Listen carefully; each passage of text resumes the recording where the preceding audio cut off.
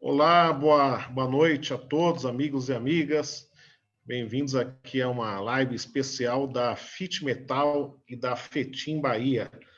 Uma live que vai ter um fundo histórico, um fundo de memória aqui. Vamos conversar hoje sobre a luta de operários contra a ditadura, mas não só contra a ditadura, não só contra o regime, também às vezes contra as empresas, né, as montadoras que os empregavam e que colaboravam com o regime militar no Brasil, que durou 21 anos. O tema aqui é como os metalúrgicos resistiram à perseguição do regime militar. Para falar desse tema, nós convidamos aqui o João Batista Lemos, que é um metalúrgico histórico do PCdoB, um dos fundadores da CTB e da FIT Metal, atualmente presidente do PCdoB no Rio de Janeiro, e também o companheiro Tarcísio Tadeu Garcia Pereira, que é presidente da Associação Henrique Plage, uma associação que está na linha de frente da luta, uma luta específica dos operários que foram perseguidos quando trabalhavam na Volkswagen aqui no Brasil. Antes da gente começar nossa rodada, nosso bate-papo, eu peço aqui ao nosso companheiro Aurino Nascimento, vice-presidente da FIT Metal, presidente da FETIM Bahia, para que ele faça aqui uma saudação e apresente um pouco essa iniciativa conjunta. Boa noite, Aurino, bem-vindo. Boa noite, André. Boa noite, companheiros e companheiras da federação, ambas as federações, FETIM Metal. Boa noite especial aos nossos convidados, nosso camarada João Batista Lemos, nosso companheiro Tarcísio Tadeu, e todos eles que estão nos acompanhando aí por dezenas de páginas aí.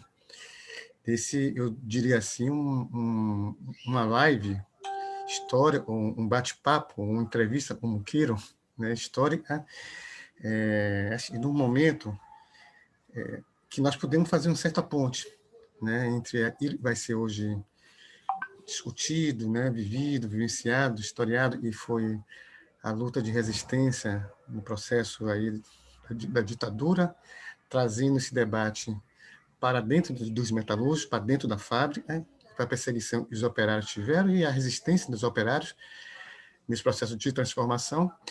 E eu acho que premia a gente poder fazer esse debate no dia de hoje, muito em função da realidade que nós estamos vivendo, né?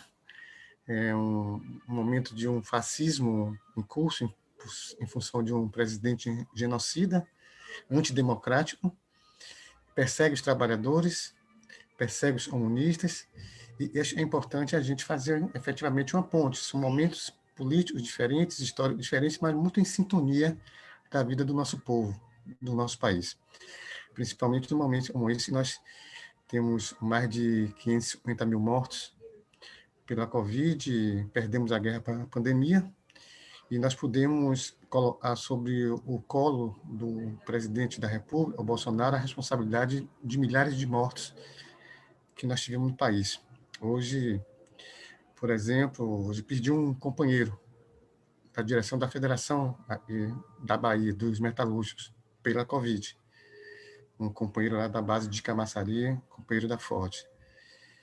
Mais um que, infelizmente, nós perdemos, e mais um responsabilizado por um presidente genocida que está aí. Então, é importante esse debate político mesmo, é importante o João Batista estar aqui, o Tarcísio está aqui, falar dessa resistência operária, da resistência de transformação da classe trabalhadora no momento de aguçar esse enfrentamento, porque é um momento que nós precisamos ter povo nas ruas, e é um momento que nós precisamos ter a classe trabalhadora efetivamente resistindo.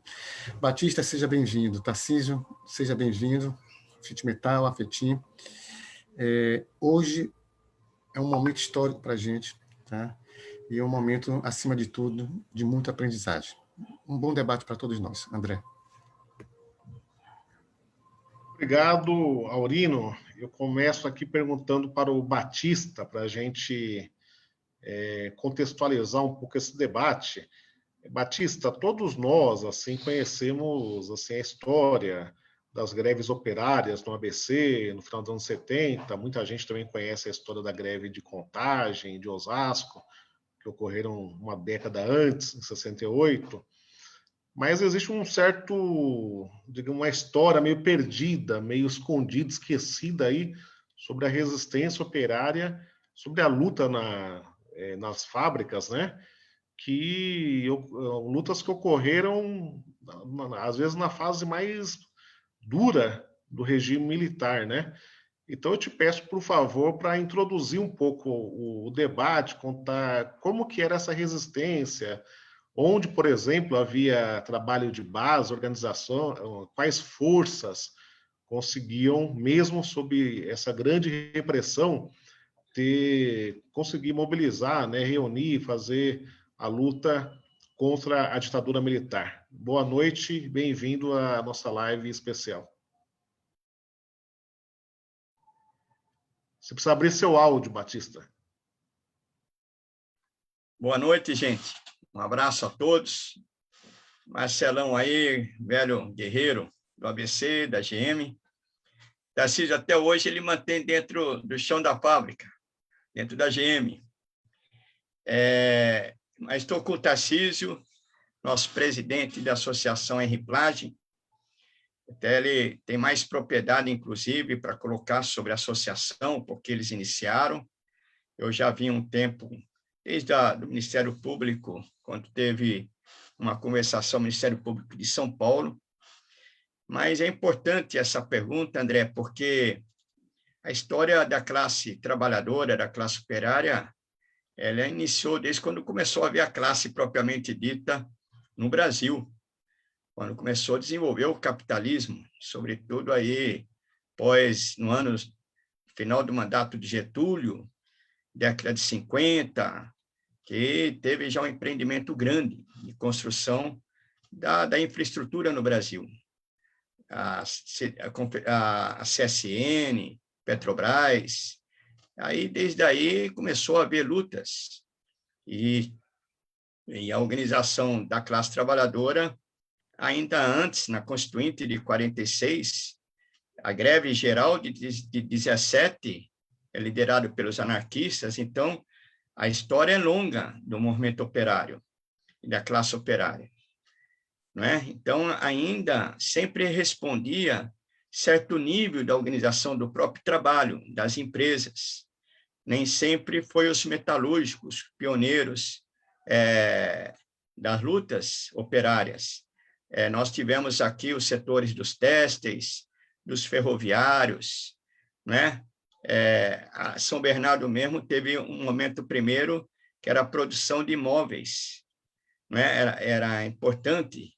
Depois, já com o Juscelino, com a abertura aqui que o Juscelino fez ao capital internacional estrangeiro, foi importante, foi um investimento importante para desenvolver o país, que começou a concentrar as empresas no ABC, as grandes empresas em São Paulo e também na região do ABC. Então, cada momento desse teve o seu nível de organização. Nós tivemos, em 47, a construção do MUT, Movimento de Unificação dos Trabalhadores, que foi dirigido pelo Partido Comunista do Brasil, _PCB. Assim era conhecido o Partido Comunista do Brasil, PCB. Depois, com a Guerra Fria, a intervenção no MUT, se construiu uma CTB, a Confederação dos Trabalhadores Brasileiros, porque o MUT era muito conhecido ainda como uma tendência do PCB, do Partido Comunista do Brasil. Né? O MUT foi criado aí pelo João Amazonas, no Rio de Janeiro, mas teve uma boa influência também na Cidade Vermelha, como era chamada, também em Santos, a região portuária, muito importante, mas era dirigido pelo partido. Depois, com a Guerra Fria, que se constituiu numa Confederação dos Trabalhadores Brasileiros, também foi um momento muito curto, porque houve intervenção tanto no partido, que quebraram a legalidade do partido, como na Confederação dos Trabalhadores Brasileiros. E quem era o secretário-geral da Confederação dos Trabalhadores Brasileiros? O Roberto Morena. Foi um líder muito culto, muito avançado. Eu encontrei aquele José Luiz Del Roio, e ele me falava que o Roberto Morena foi o operário mais culto que ele conheceu na história do movimento sindical. Então, muito interessante a história do Roberto Morena. Ele era carpinteiro. Eu que moro aqui no Rio, conheço aqui o Palácio Tiradentes, é tudo feito com uma construção artística de madeira, escultura de madeira. Ele foi um dos escultores, como carpinteiro. Depois que ele se exilou para o México, ele se exilou e trabalhou para a Federação Sindical Mundial no México, mas o Partido Comunista do Brasil, PCB, o convocou para sair candidato em 50, e ele saiu para um racha do PTB, Partido Social Trabalhista, e se elegeu deputado federal. Antes ele estava lá como carpinteiro, escutando toda a produção do Palácio Tiradentes. Depois ele voltou como deputado federal. O Auro de Moura Andrade comentava que para o Roberto Morena não precisava de bancada, que ele sabia falar inglês, francês, espanhol e intervia sobre todos os assuntos da casa. Então, é assim, teve muitas histórias. Na década de 50, houve as grandes marchas da Panela Vazia, também dirigida pelos comunistas e pelos trabalhistas. O Getúlio fundou o PTB para disputar a classe trabalhadora. Então, esse foi um movimento, sempre teve no movimento operário a disputa das ideias, das opiniões e disputar a classe trabalhadora politicamente. E a ditadura foi um momento assim de interrupção, porque a ditadura interviu na maioria dos sindicatos. A resistência à ditadura se deu muito através também do movimento operário sindical, do Comando Geral dos Trabalhadores. Aí estava o Roberto Morena, aí estava o Chamorro, aí estava Hércules Correia, todos eram do Partido Comunista e do Partidão, porque com a crise no movimento operário, no movimento comunista, com a morte do Stalin, houve uma crise muito grande interna no movimento comunista que rachou os comunistas. Em 62 teve a reorganização do partido através do PCdoB, mas o PCB continuou e com muita força também nos centros operários. Eu fui tomar consciência disso, companheiros, companheiras, nesse processo da Vox, quando eu tive contato com esses companheiros, que foi do Partidão, do PCB, o Tarcísio aqui conheceu o Henri Plage, e eles colocaram que na Vox, em 72, 71, tinha uma base de 250 trabalhadores dentro da Volkswagen. Então, era uma luta muito grande. E eu, vendo aqui, pesquisando, estava até comentando com o Tarcísio, encontrei um companheiro que está na direção da Associação dos Trabalhadores Henri Plage, que foi também do Partido Comunista do Brasil, e era visto como maoísta, mas era o PCdoB. Hoje eu liguei para o José Miguel Tarcísio para perguntar. Aí ele falou que ele era ligado ao Pedro Pomar, até a queda da Lapa de 76. Aí eu falei, não, José Miguel, eu quero conversar com você, quero escutar muito da sua história. Eu tive contato também com o Amaury Dagnoni. O Amaury Dagnoni, ele era inspetor de qualidade. Também eu entrei na Volkswagen em 77, final de 77, como ajudante de produção. Depois eu fiz escolinha do Senai dentro da Volkswagen para ser inspetor de qualidade. Aí que eu consegui transferir para a ala 14, depois me colocaram para a área das prensas pesadas, estamparia, é um barulho muito grande. E a gente fez um movimento muito grande ali. Mas o Amaury Vagnoni, ele me colocou, eu morava ali no Cetreville, onde a gente ocupou, e um dia o Tarcísio, o Brás, me procurou lá no Cetreville para mim conhecer esse Amaury Vagnoni, que colocava que o Amaury Vagnoni também era um comunista. Falei, quero conhecer ele. Aí eu tive contato com ele, e ele disse como que ele foi preso dentro da Vox em 72. Eles estavam organizando uma oposição sindical naquela época, e ele tinha trabalhado na Metal Leve em São Paulo, e o partido, o PCB, deslocou ele, depois da demissão dele, transferiu ele para São Bernardo. E ele achou emprego na Vox.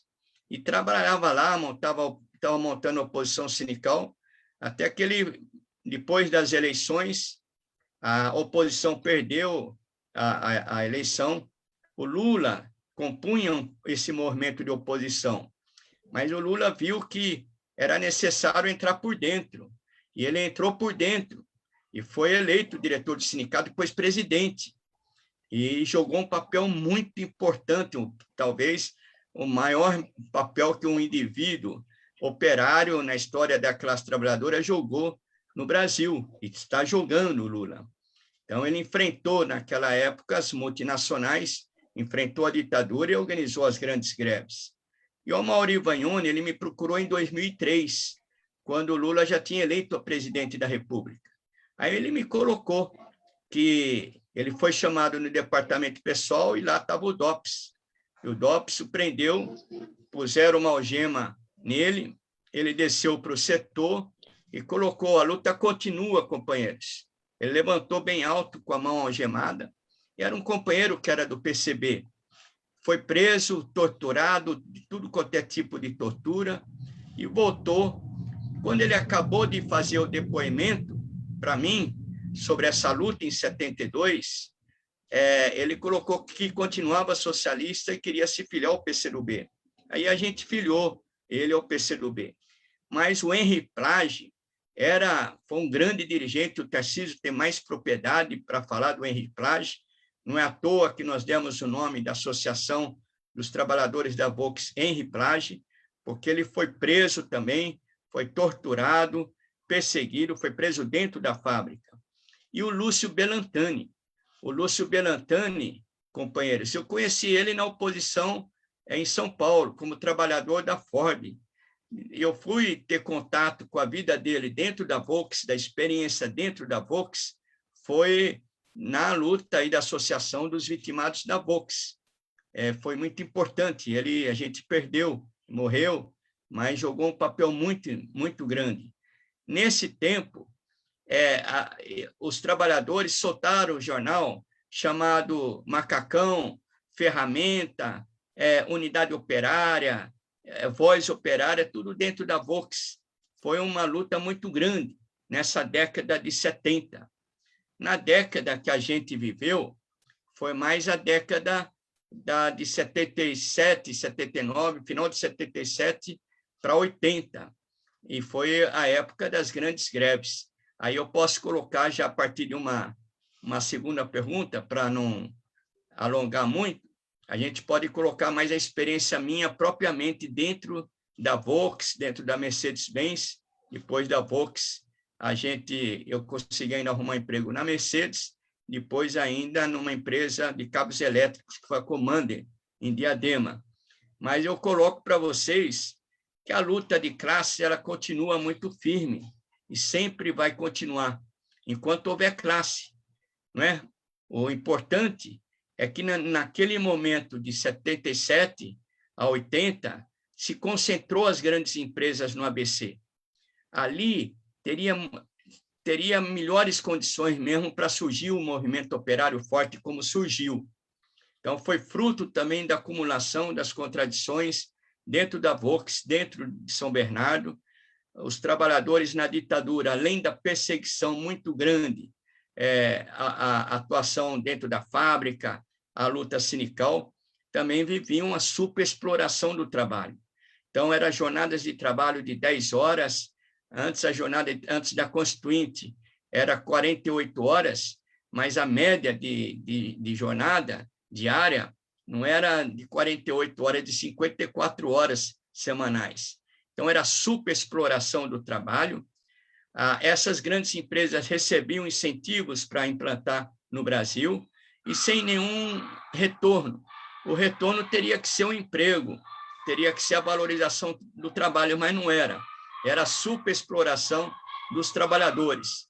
Eu acho que isso foi, além da ditadura, a questão da superexploração dos trabalhadores e da concentração das grandes empresas é que criou as condições objetivas para surgir esse grande movimento operário que surgiu na década de 80. Maravilha. Obrigado, Batista. Tarcísio, em primeiro lugar, obrigado por ter aceitado o nosso convite, né, para participar dessa live. É uma satisfação tê-lo aqui conosco. Para apresentar um pouco aqui a luta, né, que está em pauta aqui, eu te pergunto o que é a Associação Henrique Plage, né? Quem foi o Henrique Plage e por que a associação leva esse nome? Qual foi a inspiração? Onde que a associação atua? Vamos começar pelo Plage, né? Plage foi um trabalhador na Volkswagen. De todos nós, ele talvez era o mais bem qualificado. Por quê? Porque você tem uma estrutura no chão de fábrica que diz assim, entre trabalhadores qualificados e os mais profissionalizados e os que são apenas mais na linha de produção, que repetem o mesmo movimento, né? Lembrando um pouco do Charlie Chaplin aqui, né? O cara era, na linha de produção, montador de pneu. Então, ele montava pneu. Ponto. O sonho dele qual era? Passar para ser inspetor. Por quê? Porque ele tinha mais liberdade. E aqui nós já vamos entrar um pouco na situação da organização dos trabalhadores. Onde é que dava a organização dos trabalhadores? Entre os trabalhadores mais qualificados, pessoal da área de ferramentaria, e o pessoal inspetor de qualidade, que era o que tinha mais possibilidade de se mobilizar e conversar dentro da fábrica. O trabalhador da linha de produção, para ele sair da linha de produção, para ir no banheiro fazer xixi, ele não podia sair e fazer. Ele tinha que chamar o líder e dizer, eu preciso ir no banheiro. E o cara precisava achar um substituto para ele. Espera aí, espera mais, até que ele falar, corre lá, e punham no lugar dele, porque a linha andava permanentemente e cada 1 minuto e meio saía um carro. Então, ela não parava. Isto é ilustrando esta exploração que muito bem colocada pelo Batista. Então, o Henrique Plage, ele estava no topo do topo, ele estava acima do ferramenteiro. O ferramenteiro, todos nós sabemos, o ferramenteiro, quando a gente chama ferramentaria, nós estamos falando do ferramenteiro, do torneiro, fresador, retificador, tá certo? Eu sei que tem aí gente que entende um pouco da situação da indústria metalúrgica e sabe do que eu estou falando. Acima de tudo isto, estava o camarada mais qualificado ainda que tinha conhecimento técnico. O Henrique Plage era um desses. Além do que, era alemão e tinha facilidade, porque neste período, aqui vamos chamar um pouco a atenção para o processo da industrialização brasileira e ver como isso influiu também. Quando foi implantada a Volkswagen no Brasil, ela implantou em sistema de CKD. O que era isso? Trazia peças e montava o carro aqui, isso em 1957. Eu entrei na Volkswagen em 1969. O que era a Volkswagen em 1969 e 70? Altíssima produção e desenvolvimento de tecnologia, importando tecnologia ainda da Alemanha, ferramentas. E aqui começou o grande desenvolvimento do setor de chão de fábrica, de linha de montagem, de produção e da área de ferramentaria. Quando a gente olha eu insisto nesse povo, a gente vê o seguinte: o Lula era da área de ferramentaria, que era torneiro mecânico.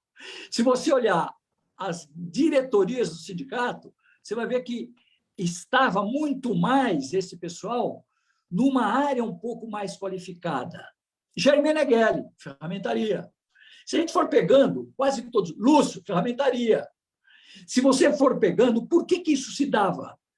Porque este trabalhador, ele tinha o hábito de, antes de entrar na fábrica, passar na banca de jornal e comprar um jornal. E lia. Ele tinha um pouco mais de informação e se interessava por processar a informação e discutir informação. O trabalhador que era da linha de produção, ele veio de onde? Ele era um camarada expulso do campo. Ele veio de Pernambuco, ele veio da Bahia, Minas Gerais. Ele é o lavrador expulso, aquele que chegou aqui e ele queria vir para as grandes cidades Então, ele entrava, o primo está trabalhando na Volks, me arruma um emprego na Volks, pode vir que tem emprego. Estava assim de emprego. O crescimento baseado no arroxo salarial, na altíssima produção, era gigantesco. E aí eu vou dar um salto numa pergunta que alguém já fez lá atrás. Como foi essa organização? Como foi que isso aconteceu? Aconteceu que, por exemplo, os trabalhadores... Vou pegar da Volkswagen. Onde morava o trabalhador da Volkswagen? Em que lugar ele morava? Ele morava em Mauá. Presta atenção nisso. Que era uma cidade dormitório com fortíssima participação dos antigos comunistas, com a base da AP. O Betinho morou em Mauá. Vai vendo só. A igreja, as comunidades eclesiais de base, se firmaram muito em Mauá por conta de luta para organizar as comunidades que vinham, porque tinha a linha do trem, o camarada pegava o trem, descia na Luz, Mauá. Quem não ia para Mauá ia para a divisa, para aqueles bairros periféricos de Santo André. Eu fiz um levantamento. O primeiro maior município de mão de obra da Volkswagen estava em Mauá, primeiro. Segundo, Santo André. Eles não moravam em São Bernardo. Em São Caetano, imagina! São Caetano era um negócio fechadinho de italianos, uma elite, um pessoal conservador. Então, aí a gente vê a presença da igreja, a forte presença da igreja, as lutas populares por asfalto, por iluminação, por água. Isso virava um caldeirão de debate político popular e, na verdade, de reivindicação. Isto refletia na fábrica. Isso refletia na fábrica em que ano? Em 1970. Mesmo com base na altíssima repressão que existia. Eu me recordo um fato, Batista vai se lembrar disso. Em 1973, nós fizemos as primeiras greves dentro da Volkswagen. E ninguém fala disso. Que greve era? Greve de hora extra. Presta atenção, greve de hora extra, porque o peão, como nós chamávamos, hoje até um termo que as pessoas não gostam que se fale peão, eu me sinto peão ainda, eu acho que eu sou peão, ideologicamente eu sou peão, minha formação é de peão. Em 1973, nós éramos obrigados a fazer as horas extras, porque o turno era das 6 da manhã às 4h30 da tarde. Quem entrava às 4h30 da tarde saía às 2h20 da manhã. Então, o que eles queriam? Que quem entrasse às 2h20 da manhã fizesse hora extra até às 6 da manhã. E quem trabalhava durante o dia, das 6 às 4h30, viesse fazer hora extra no sábado. Era quase que um torniquete, assim. Chegava o camarada para você na quinta-feira, o líder encostava em você e falava assim, na quinta-feira, vai vir no sábado. Se ele percebesse que você dava uma escorregadinha, na sexta-feira o feitor vinha. E, amigão, sábado você está aí ou não está aí? Ô, peão, sábado você vem ou não vem? Então, em 1973, começou um movimento muito forte na ferramentaria da Ala 4, que é onde o Lúcio havia trabalhado. O Lúcio já estava preso, hein? O Lúcio foi preso em 72. Em 73, um movimento lá dentro. Um para o outro. Ninguém faz hora extra. Ninguém faz hora extra. Ninguém faz hora extra. E aí a empresa percebeu que tinha uma reação. Agora, é bom que se diga qual era o clima. Entrava, quando tinha um movimento, aparecia um cara para trabalhar na bancada do teu lado, com um avental arrumadinho, que não conseguia trabalhar, pegar a ferramenta, ele ficava numa enganação para lá e para cá. Peão é tudo menos burro. O cara olhava para aquele cara e falava, esse aí não fez teste para entrar. O peão sabe tudo. Não fez teste para entrar, não tinha trabalho específico para ele. Aí o peão falava, opa, esse aí é dos homens. O peão não falava, esse cara é do DOI-CODE, esse cara é do DOPS, esse cara... Nada! Claro que não. Não tinha essa... Mas o cara dizia, não, esse aí é ligado aos homens, deixa para lá. E mesmo assim, acontecia as greves da hora extra. Foram os primeiros grandes movimentos, independente do sindicato. Não é porque era um sindicato ruim. Não, não era. É porque no movimento que nós vivíamos, 1973, era esse o momento que a gente vivia. O camarada tinha até medo de se associar ao sindicato e perder o emprego. Qual a vantagem que nós tínhamos? Existia muito emprego. A Ford e a Mercedes, quando precisava de ferramenteiro, mandava ir na porta da Volkswagen, um cara vinha na porta da Volkswagen e ficava assim, ferramenteiro, quem é ferramenteiro aí? Quer fazer teste na GM? Quer ir para a Ford? Quer ir para a Volkswagen? Quer ir para onde? Então, a disputa do emprego era muito grande, porque o crescimento industrial, o crescimento da produção era bastante grande. Mas dentro da fábrica era coronéis, militares e nazistas. Olha aqui, olha que soma que deu dentro da Volkswagen. Vou repetir. Coronéis. Coronel Ruth, um cara...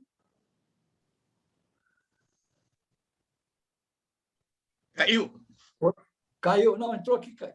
Coronel Ruth, que era o primeiro movimento que teve na Volkswagen, foi da pancadaria, da porrada.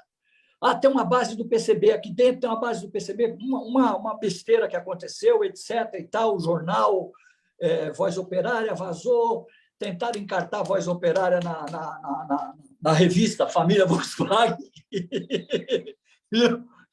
Teve isso também, né? Os erros que se cometem, né? E aí caiu o primeiro. Quando caiu o primeiro, gente, uma base de 150 que tinha, 7, até o 7º aguentou. Aí depois deu uma certa esfacelada e não pegaram mais ninguém. Mas muito bem. Em 1972, eles partiram para a porrada, para acabar com a base que tinha lá dentro. Na prisão, na porrada, na tortura. E tortura dentro da fábrica. Não pegaram mais do que 7, mas sabiam que tinha muita gente. O que eles fizeram? Mudaram o procedimento. Passaram a atuar com um sistema mais de vigilância. Então, vamos infiltrar agentes aqui dentro. Aí começou a infiltração de agentes em 72, 73. Na ferramentaria, na linha de produção. Começam essas infiltrações e eles passam a agir com um sistema de inteligência diferente. Tanto é que, quando a gente pega a rede de informação da Volkswagen umbilicalmente ligada aos órgãos de segurança, você vai ver esta institucionalização acontecendo a partir de 1972, 73, 74 e 75. Aí é fortíssimo. Não, lá atrás teve na Fábrica 2 da Volks o caso do Zé Miguel, que deve estar nos ouvindo aqui. O caso do Zé Miguel ele foi monitorado em 1968, 69, e foi preso depois disso. Mas o Zé Miguel, o caso dele, me parece, pelo que a gente observa, foi uma coisa que veio de fora para dentro da Volkswagen, né? Depois o Zé Miguel me corrija se eu estiver errado, e pegaram por conta de um boletim que havia sido distribuído, o negócio foi para fora. Então, aí chama a atenção dos órgãos para entrarem, para virem para dentro da fábrica. E não foi só na Volkswagen. Scania tinha um coronel Medeiros, primo do general João Batista, general Figueiredo, coronel Figueiredo, primo do Figueiredo. Coronel Rude, extremamente ligado ao serviço de informações do governo federal. Tanto que ele saía de Brasília para ir saía de São Paulo para ir a Brasília. Então, esse tipo de cumplicidade fez com que caiu 7 pessoas. E o Henrique Plage é este, né? Caiu o Henrique Plage, o Danhone, que era do PCB, terminou seus dias no PCdoB, filiado pelo nosso companheiro Batista, o Torini e o Lúcio Belentani, né?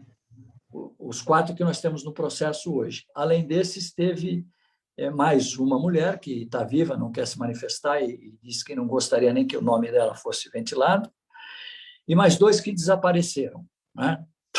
Sumiram. Então, um pouco a nossa luta é um pouco esta. Hoje nós estamos aí realizando o que nós chamamos de 3 etapas: memória, justiça e reparação. Podemos discutir um pouco isso, se for do interesse dos companheiros, até porque eu acho que vai ajudar muita gente.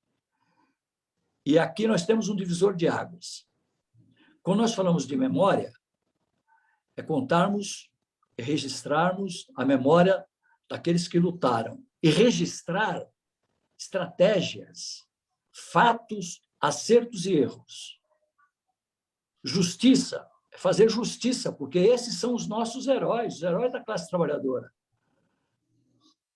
E quando eu estou falando reparação, estou falando 2 tipos de reparação: uma reparação para a sociedade e uma reparação para as famílias. Nós estamos falando de reparação coletiva e individual. Eu sei que tem uma corrente aí que luta aí para tentar matar a reparação individual, que nós não concordamos. Nós somos vítimas e, com as vítimas, temos direito à reparação. As famílias foram vítimas. Vou contar rapidamente o caso do Henrique Plage, o mais bem qualificado de todos nós. Repito isso, da sala de medidas. O Batista sabe o que é uma sala de medidas na Volkswagen. O salário de um trabalhador daquele da sala de medidas da Volkswagen, se nós fôssemos ver no dia de hoje, era de 18, 19, 20 mil reais. Altíssima qualificação para o padrão do trabalhador brasileiro. Terminou seus dias com a caixinha de morango, vivendo de um salário mínimo e vendendo morango no interior de São Paulo. E a família? O que perdeu? Essa família não pode ser reparada individualmente? Não é justo que ela seja? Ou ainda, do companheiro que foi demitido com justa causa, preso, etc., etc., e foi morar na favela. Ou o Lúcio, que quando foi preso, tinha uma casa, estava construindo uma segunda e perdeu as 2. Isso não merece a reparação? A família não tem direito a essa reparação? Claro que tem. Os que querem nos derrotar nesse debate da reparação individual querem tirar proveito de alguma coisa. Querem se aproveitar da luta dos trabalhadores por outros benefícios. Alguns até duvidosos. Eu compro esse debate e enfrento esse debate. Nós queremos reparação coletiva? Queremos também. É justo fazer uma memória? A OAB está fazendo, onde houve o julgamento, na auditoria militar,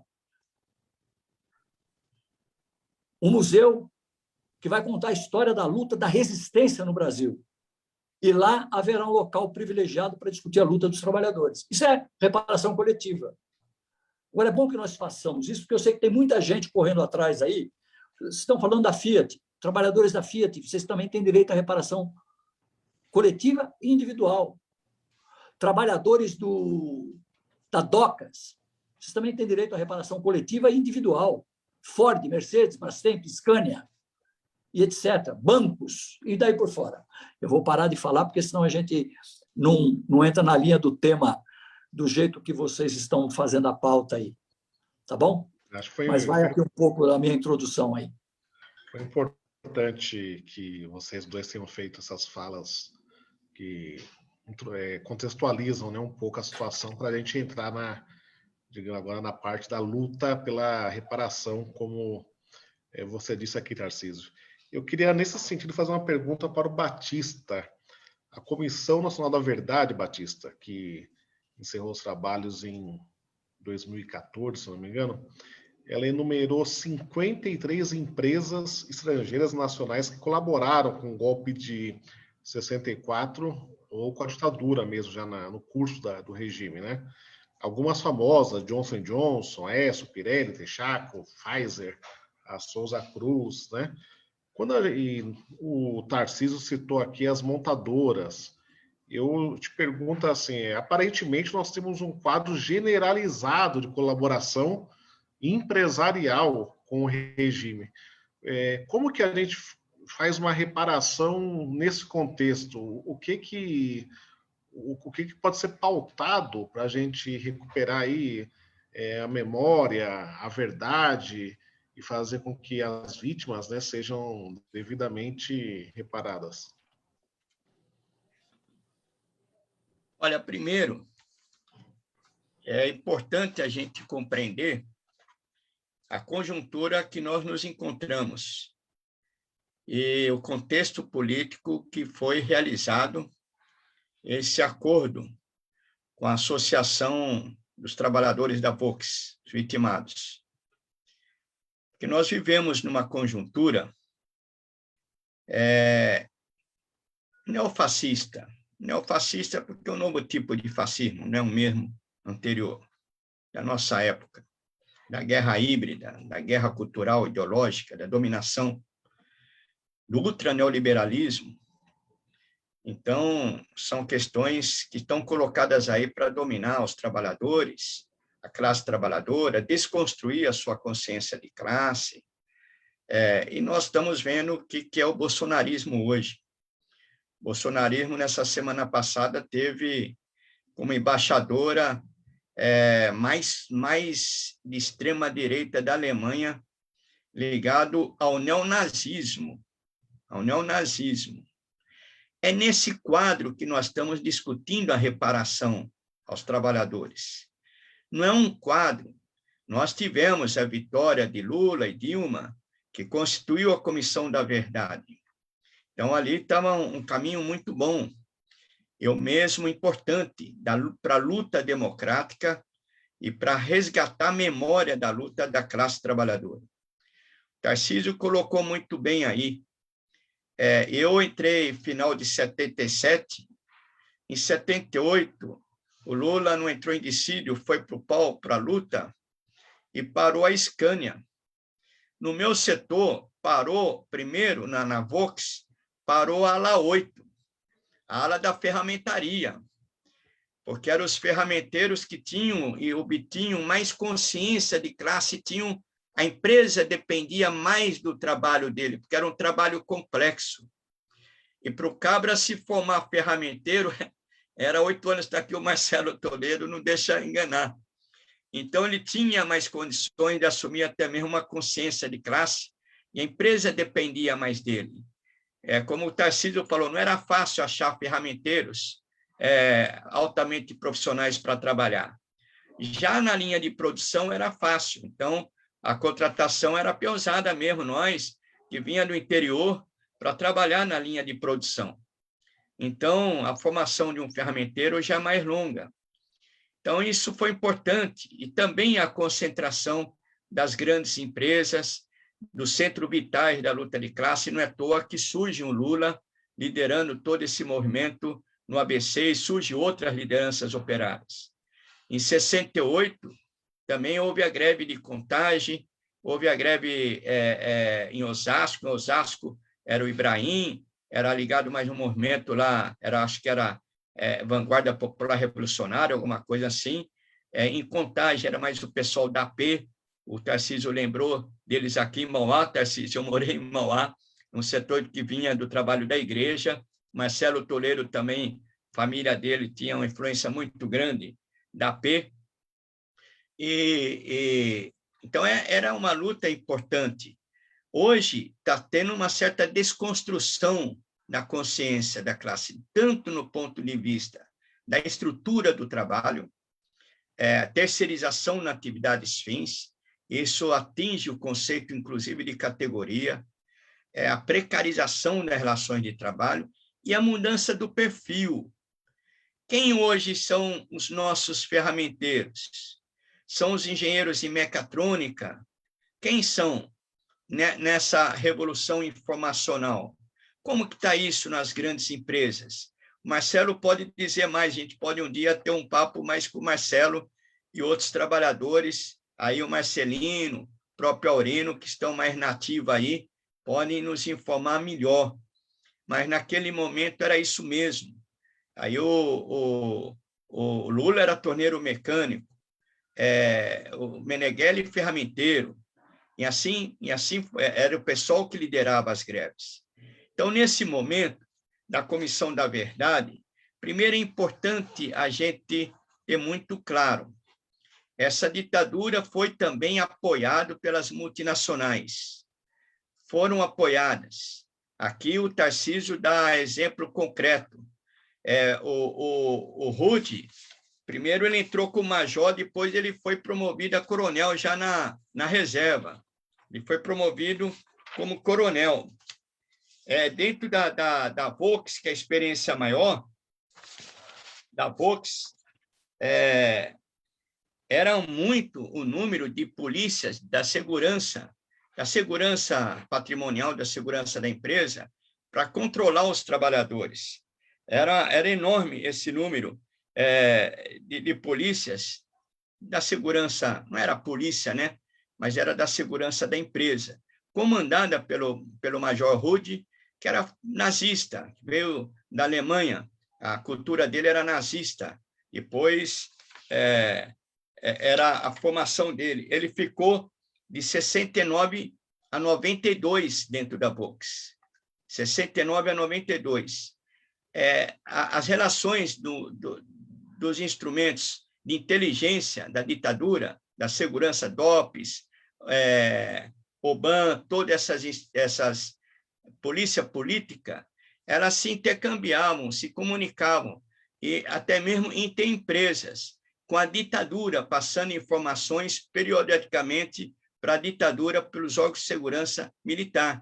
Isso a segurança das empresas com a segurança da ditadura, com DOPS, com a OBAN, com essas polícias políticas ligadas à ditadura militar. Então, a perseguição era muito grande. Por isso que a gente precisa homenagear mesmo gente como José Miguel, gente como Lúcio Belantani, operários como Henri Plage, que nós somos continuadores dessa luta. As lutas não iniciaram quando nós comecei a trabalhar em 77, 78, lá no ABC. A luta vem de longe, por isso que eu coloquei que o processo da luta de classe é histórica no Brasil. Então, o que nós estamos conseguindo, Tarcísio pode colocar, é a questão dessa reparação. A Volks, ela trabalha isso também é pego por algumas tendências, e eles trabalham que isso como se fosse uma indenização. Não é indenização, isso é uma reparação. É assim compreendida pela Associação Henri Plage. E houve uma unidade em torno dessa avaliação da Associação Henri Plage.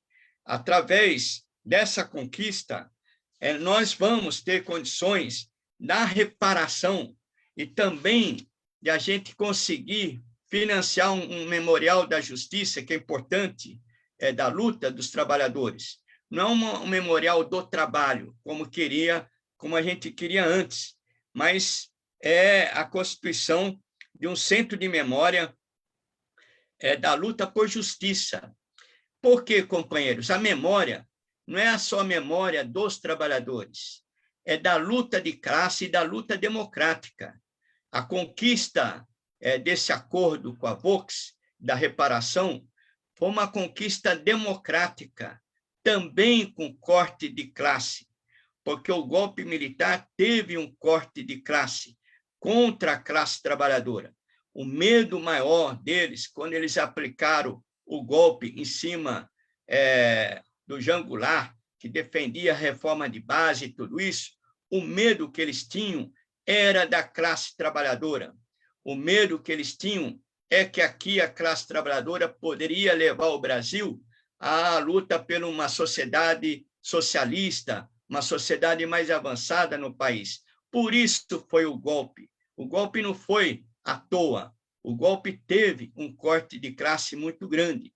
Então, aqui o Tarcísio pode colocar qual foi o acordo que foi feito, quais foram os 5 pontos que a gente conquistou e o que isso vai contribuir também para construir esse centro de memória da luta pela justiça, como também para financiar a Universidade Federal de São Paulo, a USP, a Universidade de São Paulo, né, a USP, também que estão investigando, que estão examinando as perseguições em grandes empresas. E também é um exemplo concreto para os trabalhadores de outras empresas perseguirem esse processo, mesmo nessa situação de correlação de força duríssima. Se fosse pelo caminho judiciário, a gente não ia conseguir. Nós fomos pelo caminho do TAC. Aí o Tarcísio pode informar melhor qual foi a estratégia utilizada pela nossa assessoria de conquistar esse acordo. Como eu disse para vocês, nenhum governo de tendências neofascistas como o bolsonarismo, a gente conquistar esse acordo foi um furo, não um furo de bolha, não. Foi um furo numa chapa de chumbo muito grande. Foi uma conquista democrática muito grande dos trabalhadores metalúrgicos.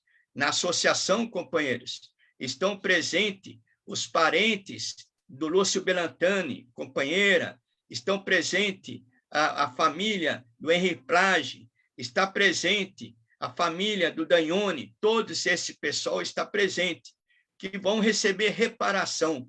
A empresa diz que é indenização, mas nós não podemos entrar no discurso da empresa. A empresa cedeu isso pela luta. Isso foi fruto da luta de ideias, da luta dos trabalhadores, aqui no Brasil e também na própria Alemanha.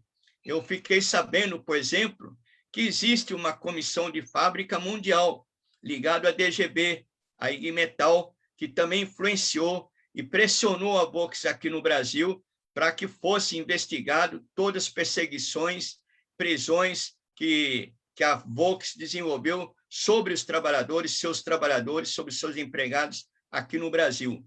Então, foi uma pressão muito grande, uma conquista grande, democrática, que começou, sim, com a Comissão da Verdade, aí teve vários agentes importantes, como o IEP, o Instituto de Estudos Políticos, o IEP, a própria Comissão da Verdade, que foi instalada no governo Dilma. Foi muito importante essa luta.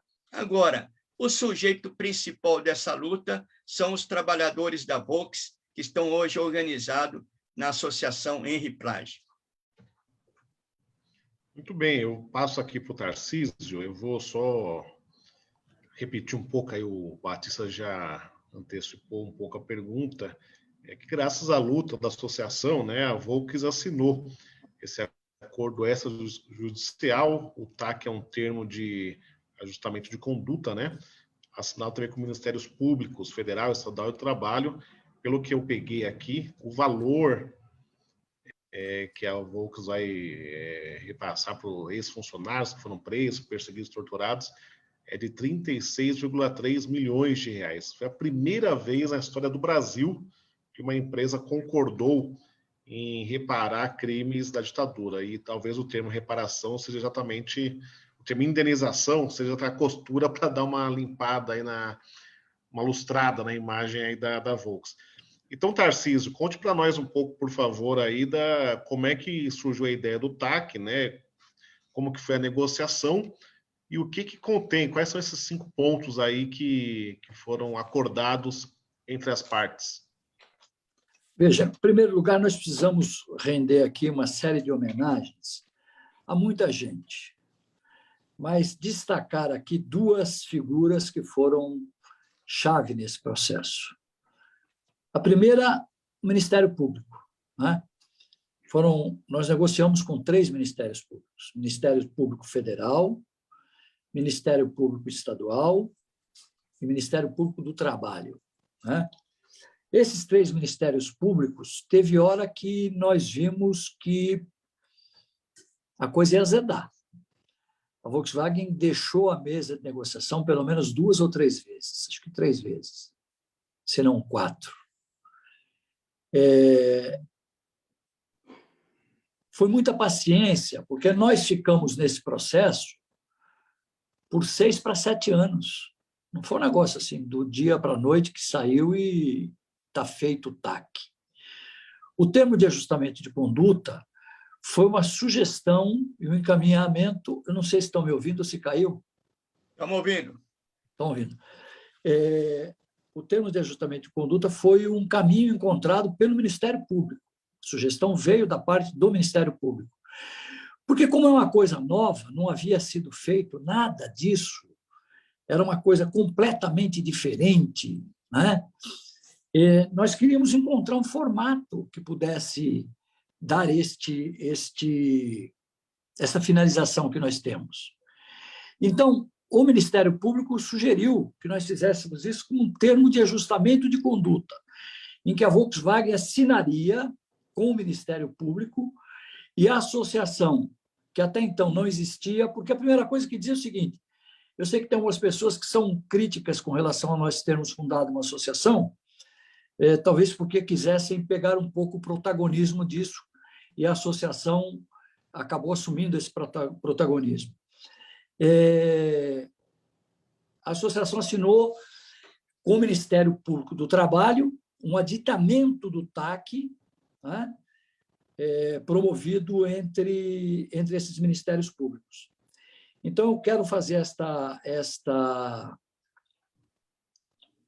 esse registro do papel do Ministério Público em relação a isso, né? Foi um papel extraordinário. E a Volkswagen teve que fazer um documento que foi publicado em jornais de grande circulação, deste reconhecimento. O termo do coisa deu muito trabalho para poder ser ajustado o texto. Era o que nós gostaríamos? Não. Era o que foi possível. Vamos fazer aqui uma referência que o Batista bem falou aí. Nós fizemos esse TAC numa condição extremamente, numa conjuntura extremamente desfavorável, né, Batista? Extremamente desfavorável. Além disso, nós tivemos o avanço em relação à memória, onde nós vamos ter o núcleo de memória, que eu fiz referência já a ele aqui, ali onde funcionou a auditoria militar. Nós vamos ter a reparação de forma coletiva, e aqui eu quero fazer um parênteses aqui. O Batista listou muito bem aí as entidades beneficiárias desses recursos da reparação coletiva. Eu acrescentaria um que eu não sei se o Batista falou e eu desapercebidamente não registrei, que é a pesquisa na Vala de Perus, não é? E que está parado por falta de recursos. E diga-se de passagem, lá na Vala de Perus, tem um companheiro que era da Volkswagen, que está lá na Vala de Perus, que é o que foi identificado, o Cassimiro, está lá na Vala de Perus. Então, vê que as coisas elas andam de um lado e de outro, e elas vão se cruzando. Eu quero dar uma informação adicional aqui. E a reparação de caráter individual, né? Que nós temos aí 50 e tantas pessoas pleiteando, são 5 critérios, né? O critério é quem foi preso, que enquadram no interior da empresa. Nós temos 4 casos desse, o árbitro está cuidando disso. Os que tiveram seus nomes, registros de suas casas, residências, entregue pela Volkswagen aos órgãos de repressão, né? É um segundo critério. Os que tiveram os seus nomes em listas, que antes se chamavam listas negras, e hoje nós tratamos como lista suja. Eu estou repetindo os 2 nomes, porque ainda tem gente que trata a lista das 2 formas, são as listas sujas. Trabalhadores que tiveram interrompido suas carreiras, promoções, etc. Por quê? Porque tem caso de trabalhador que ficou lá dentro da Volkswagen, mas ela truncou e botou o cara lá dentro e o cara não conseguiu se movimentar profissionalmente. E por que ela deixou ele lá? Porque toda vez que tinha algum tipo de representação, os trabalhadores o elegiam. Então, a Volkswagen fala, bom, esse cara não sai daqui porque ele está em garantia de emprego, mas também ele vai ficar confinado e não vai ter acesso a quadro de carreira de hipótese nenhuma. Tem um companheiro nosso, que é o Geovaldo, que ficou mais de 20 anos lá, sem acesso à carreira profissional nenhuma, truncou a carreira profissional dele. E o 5º critério é aqueles que permaneceram em cárcere privado, né? São esses critérios. Então, eu quero voltar aqui e completar a informação e agradecer a presença do Sindicato dos Metalúrgicos, que lá atrás o Sindicato dos Metalúrgicos não entrou no primeiro momento, e não entrou porque ele dizia, mas por que só a Volkswagen? qual é o problema? Nós, aqui, sindicato, representamos todos. E nós temos uma relação com todas as empresas. Por que nós vamos pegar só a Volkswagen? Então, demorou para que o sindicato, a CUT assinou, representando o sindicato, etc. Mas depois que o sindicato assimilou isso e conseguiu ajudar a trazer a Volkswagen para a mesa de negociação todas as vezes que ela correu, ela teve determinado momento que ela rompeu a negociação conosco e com o Ministério Público. E o papel que o sindicato desempenhou no Conselho Mundial da Volkswagen, fazendo alianças lá com os minoritários e fazendo com que, na Alemanha, tivesse uma pressão para que o acordo aqui fosse realizado. Eu quero registrar aqui um assunto que eu tenho batido muito nele. Quem fazia a coleta de dinheiro das empresas para a tortura?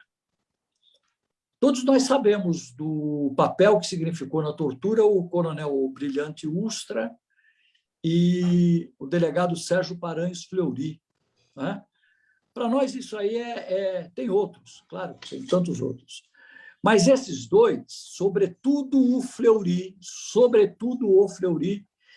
tinha um homem da sua confiança que andava pegando dinheiro das empresas, passando a sacola e levando para o DOI-CODE, depois para o DOPS, e levando para a tortura e para tantos lugares. Nós estamos trabalhando com alguns pesquisadores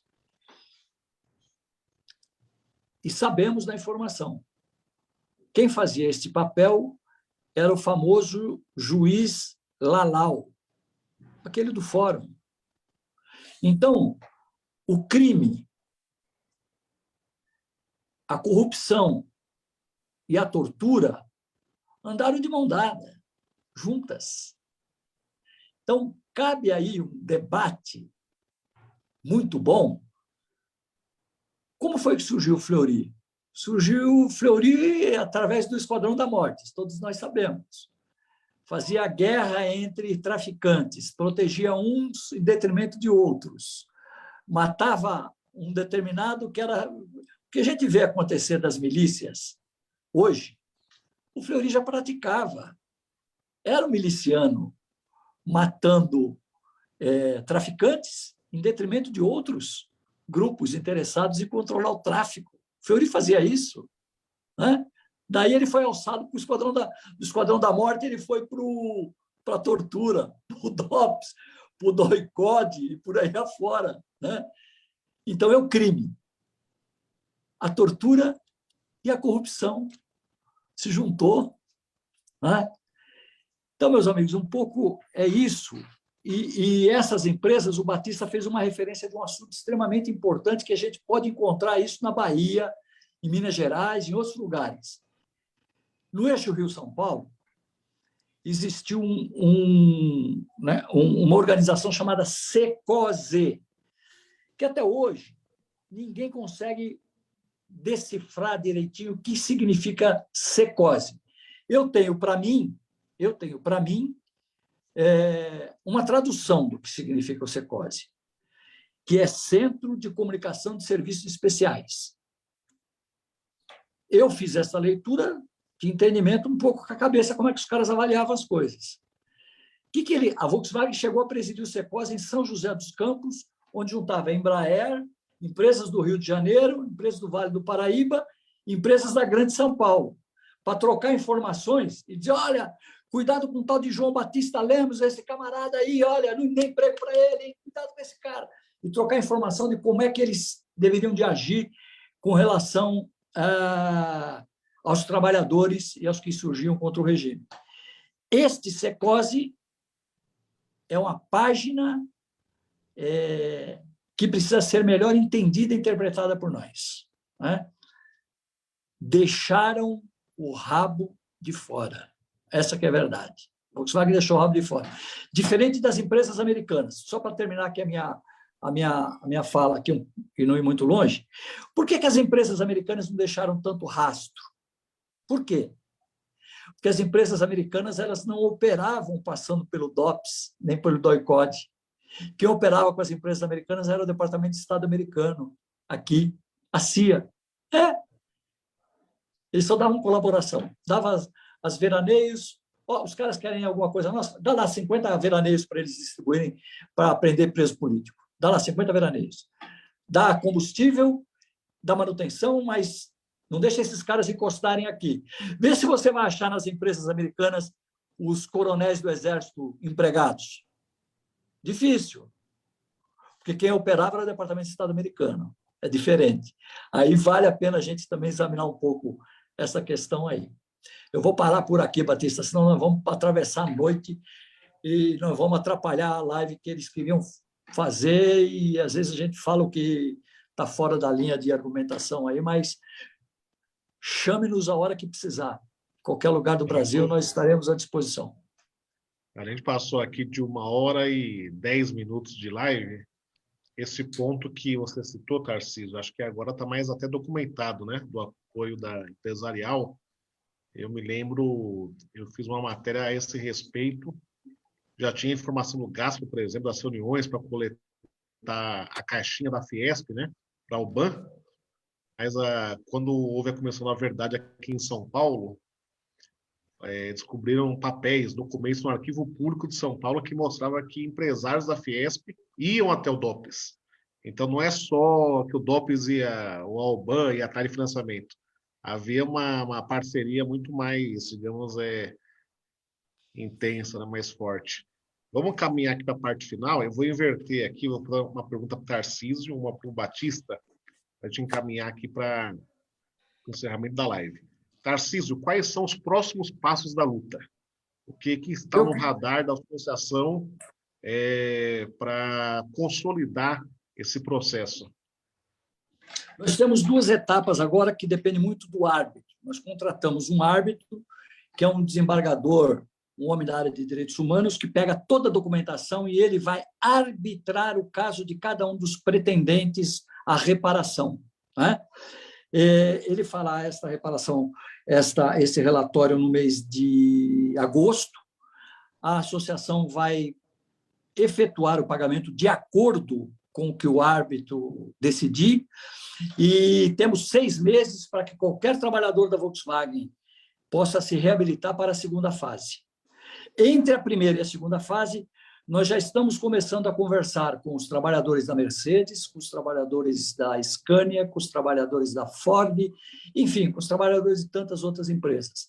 E os nossos próximos passos, nós fizemos uma medalha chamada Medalha de Direitos Humanos, Medalha Lúcio Belantani de Direitos Humanos, que nós queremos oferecer esta medalha a pessoas que nos ajudaram nesta luta, nessa trajetória, nesta caminhada, e que especialmente desenvolve um trabalho voltado para direitos humanos.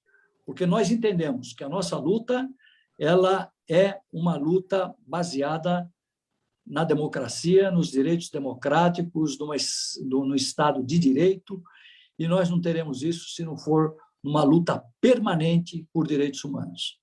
Esses são os nossos próximos passos. E muito obrigado pela participação, pelo convite.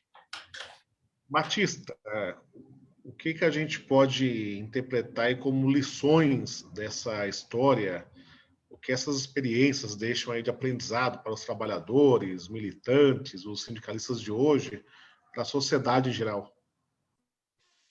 Isso aí, primeiro, o Tarcísio colocou, desses 36 milhões, 6 milhões vai ao Memorial da Luta por Justiça.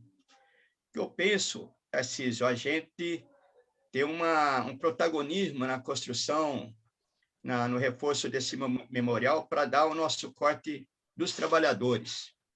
Uma das divergências que tem era que deveria formar o Centro de Memorial dos Trabalhadores. E aí ficou muito disperso. Eu acho que foi o que foi possível a gente conquistar. Isso que o Tarcísio colocou, acordo é acordo. Nós não estamos... Na Argentina, houve o julgamento dos generais. Aqui não. Aqui, na Constituinte, nós mantivemos o artigo 142, que não tivemos uma correlação de força para retirar o poder das Forças Armadas e do poder das forças militares. Haja visto o que a gente está vendo nessa atualidade nossa, até mesmo aqui, através do poder público, das forças militares, na intervenção dentro das comunidades, né? Matando mais de 20 pessoas. Tudo isso é permitido e apoiado no artigo 142, que deu superpoderes, manteve os poderes das forças militares. Nós não tivemos correlação de força, por exemplo, para julgar os torturadores. Os torturadores também foram anistiados aqui no Brasil.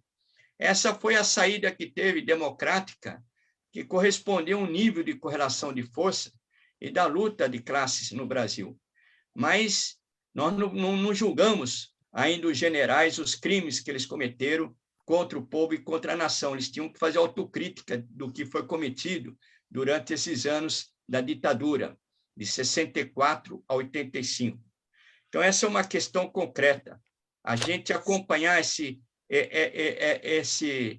a questão da reparação nesse centro de memoriais para ver também de como a gente ligar a outras lutas dos trabalhadores que ocorreram no Brasil. Por exemplo, no campo, no sul do Pará, em Minas Gerais, eram assassinados líderes camponeses e os mandantes eram os grandes latifundiários. Vamos entender um pouco isso dentro da situação das empresas. Os mandantes foram os donos das empresas, dono da Volks, da Mercedes.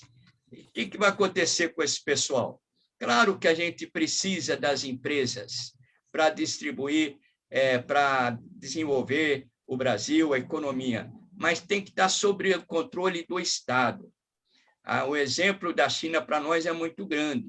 Ali é traído o capital estrangeiro, mas se tem controle da remessa do lucro, se tem controle, tem transferência de tecnologia, e o Estado planifica a economia a serviço dos interesses daquele país. Nós não podemos copiar, mas um exemplo importante do papel do Estado. Então, fica para nós esse exemplo, que a saída para os trabalhadores é uma saída política, é uma saída da construção de uma frente ampla para derrotar o neofascismo no Brasil. Os trabalhadores estão sendo esmagados. Os trabalhadores, nós estamos vivendo aí com mais de 14 milhões de desempregados, mais de 14% desempregados. Trabalhadores no mercado informal, cerca de 39%, 40% de trabalhadores precários. Então, o exemplo que tem essa luta, nossa, no período de ditadura, eu, quando trabalhei na Volks, eles mandaram uma lista de 30 nomes para o DOPS, o meu estava lá, segundo nome dentro dessa lista que eu tive acesso, para prender a gente dentro de casa. Eles punham o endereço, tudo isso na lista, não é? Isso era assim que era feito. Mesmo assim, a gente conseguia se organizar dentro das empresas. Mesmo assim, os companheiros conseguiram fazer greve em 72, 73, e soltar material, organizar dentro das empresas. Perseguidos, torturados, mas organizaram. É claro que deu condições também para surgir 78, 79, 80. Foi uma continuação dessa luta. Mas agora, meus amigos, nós estamos numa outra situação. Os trabalhadores se encontram numa defensiva ainda. Então, é preciso ver nessa atual quadra política quais são as formas de acumular forças, de como educar mais os trabalhadores, de como organizar no local de trabalho. A gente ali, Tarcísio, depois de 80, é que a gente começou a explorar mais as CIPAs, não é? Para ter estabilidade dentro da empresa, os diretores de base.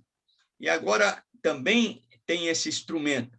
Mas também a gente precisa, o Tarcísio deu até um exemplo de Mauá, a gente também vê de como organizar nas bases territoriais, ter mais essa noção da territorialidade, onde moram os trabalhadores, onde os trabalhadores têm sociabilidade, onde os trabalhadores formais, informais, os trabalhadores de plataforma digital se encontram.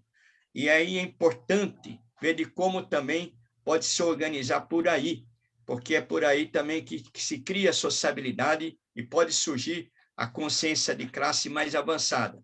Dentro do local do trabalho, sobretudo, sindicatos têm que transformar numa escolas de educação de classe para a gente poder fazer frente a essa ofensiva ultraliberal, essa guerra cultural que há contra os trabalhadores, para ganhar setores ainda da massa, para apoiar esse regime neofascista que está aí. A gente sabe que o Bolsonaro mantém uma resiliência ainda grande, está abrindo perspectiva para nós. Já há 4 pesquisas que mostram a rejeição e a caída de Bolsonaro. O Lula se desponta em todas essas pesquisas, mas é necessário construir uma frente, é necessário discutir um programa. Nós tivemos a experiência de 2003 a 2014, nós tivemos essa experiência.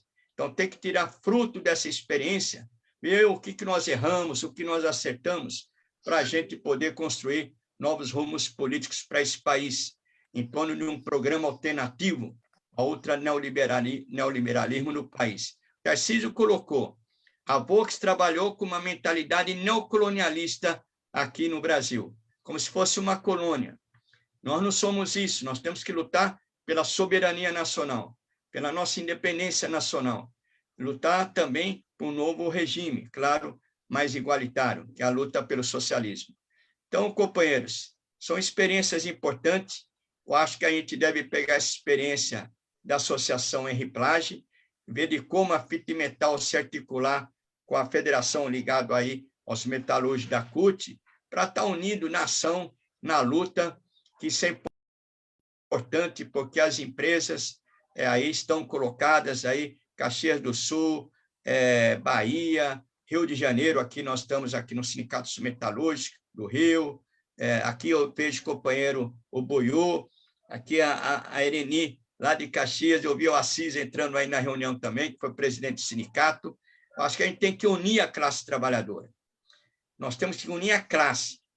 Eu penso que nós vamos ter que convocar uma nova conclave para buscar construir uma unidade maior dos trabalhadores, até mesmo para discutir, quem sabe, um novo Código de Trabalho, que seria a partir da atualização da CLT, para regulamentar todos esses trabalhos que estão vindo agora, informais, plataforma digital, tudo isso é possível regulamentar. Mas isso os trabalhadores têm que buscar o protagonismo, conquistar o protagonismo da luta política no nosso país. É isso aí, vamos adiante. Maravilha. Em nome da FIT-Metal, em nome da FETIM Bahia, agradeço aqui a participação do João Batista Lemos e do Tarcísio Tadeu Garcia Pereira, uma aula aqui sobre luta, sobre resistência, história, reparação, que vai servir como referência aí a todos os sindicalistas, trabalhadores, sobretudo aqui do ramo metalúrgico. Muito obrigado a todos que nos acompanharam também. A live foi transmitida em mais de 30 páginas no Facebook e vai continuar à disposição a todos que desejarem revê-la ou até gravá-la. Boa noite, até a próxima. Grande Tarcísio.